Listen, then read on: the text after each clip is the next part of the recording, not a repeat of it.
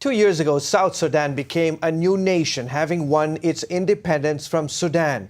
Well, since then, many former revolutionary soldiers have immigrated to the United States. But as CBN's contributing reporter Russ Jones brings this story of one soldier who stayed to build a new nation. That is the people who have the vision to deliver the people of South Sudan. During a recent visit to his homeland, John Garang points out his uncle of the same name who led the revolution that led to South Sudan's independence. So we put them there because they are heroes.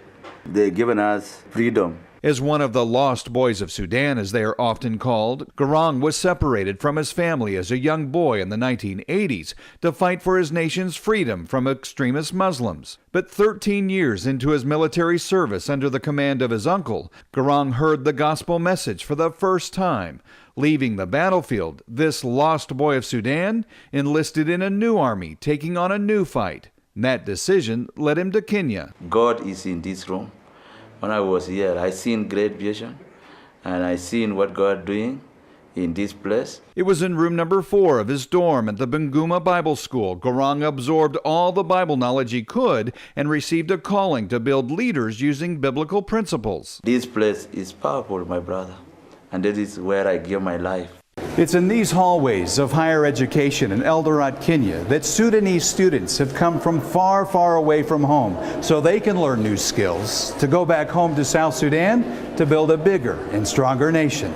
Students like John Ganai from Bor, South Sudan, are direct descendants of the vision God gave to John Garang in room number 4. Ganai is studying at Mount Kenya University in Eldoret to be a teacher. As you know, my country is so barren, and we will use all the means to bring our country up. And if we can use all aspects of life, politically, economically, to develop our country, we shall be proud of it. Soon after graduation, Garang and his new bride, Tabitha, a fellow student at the Bible school, would choose to begin a new work in Kenya. Donations from generous supporters in the U.S. allowed the Garangs to acquire land in Moist Bridge, Kenya, where they opened Children or People Ministries, which is an orphanage, training facility, and church.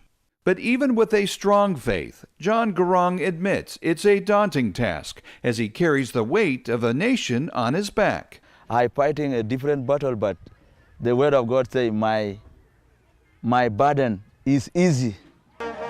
In Moist Bridge, Kenya, I'm Russ Jones.